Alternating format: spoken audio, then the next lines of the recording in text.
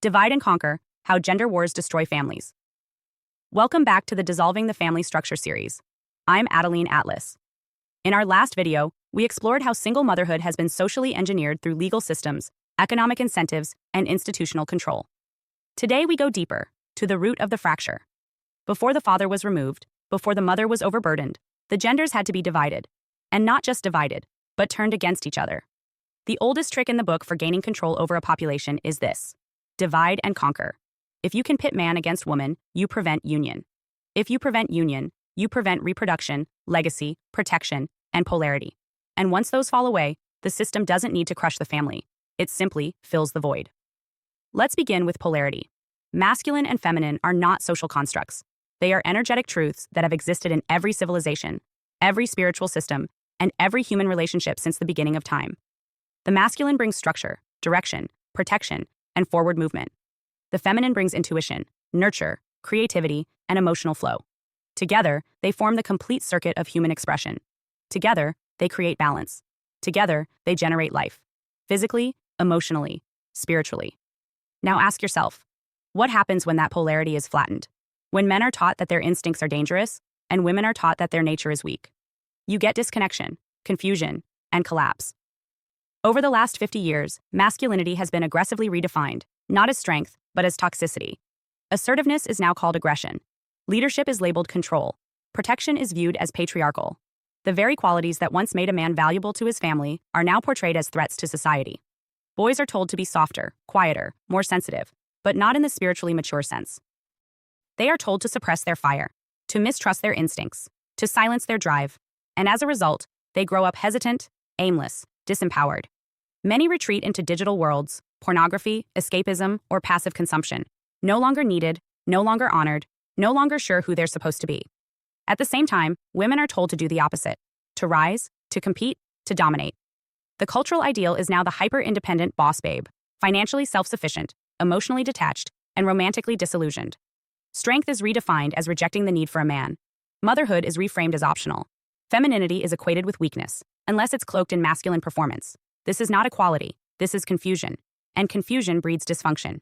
When men and women are forced into energetic roles that betray their natural design, neither polarity can thrive. Relationships suffer. Families collapse. Children are raised in houses full of tension, resentment, or emptiness. And the system steps in, offering therapy, medication, school counseling, and government programming to fill the emotional voids it created. Let's look at how media plays into this. The average man in television and advertising today is a joke. He's either a coward, an idiot, or a villain. He's emotionally stunted, incompetent, and unnecessary. Meanwhile, women are portrayed as morally superior, intellectually dominant, and burdened with cleaning up the mess the men left behind. This constant messaging isn't accidental. It's narrative warfare. It conditions both genders to see each other as problems instead of partners.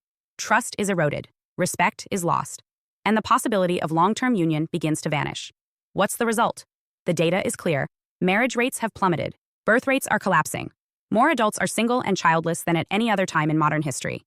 People are coupling later, staying together less, and building families rarely. And it's not because they don't want love, it's because they don't know how to do it anymore. Because how can a man lead when leadership is called abuse? How can a woman receive when receptivity is seen as submission? How can polarity flow when both poles are being told to become neutral? The truth is this: men and women are not enemies. They are mirrors. But we have been trained to look at each other through lenses of fear and suspicion. And behind that lens is an agenda that benefits when unity fails. Because when families fail, the system gains control. The more isolated people become, the more they must rely on the state.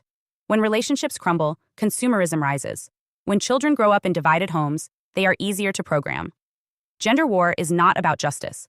It's about access. Access to the next generation's mind, heart, and soul. And it gets even deeper. This isn't just psychological.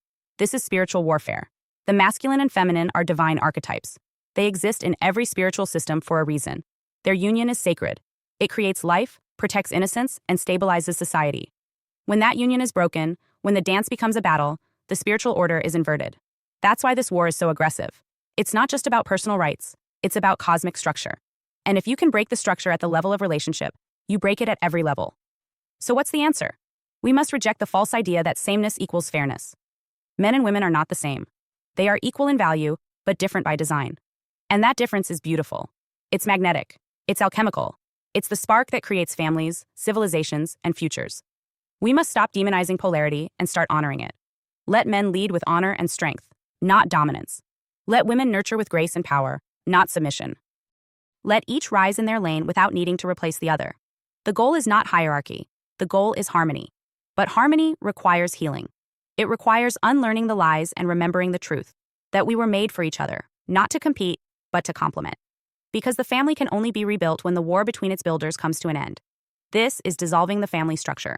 And in our next video, we'll see what happens when the war succeeds, when parents are no longer needed, and the system takes full custody of the next generation. We're heading into the neutral zone. Hi, I am Adeline Atlas, 11 times published author, and SOS, School of Soul has a brand new series, the AI and Future Technology series. Look, you know the world is changing, and no, it's not going back to normal. Normal is over, and what's coming next is beyond anything we were prepared for. The School of Soul, AI and Future Technology series includes 319 videos on 1. The Download Society, How Data Has Replaced Destiny. 2. Predictive Future. Your next moves aren't random, they're forecasted. 3. Social Credit Systems. The behavioral economy now governs access. 4. Hive Mind. Synthetic telepathy and collective algorithmic control. 5. Nanobots inside you. Medical, military, and programmable intrusions. 6. Grief Tech. AI-fueled digital resurrection and simulated comfort. 7. Uploading your mind, consciousness transfer, and data-based identity. 8. Deep fakes plus AI clones. The replication of reality and identity theft. 9. Quantum humans. The merger of biology with quantum systems.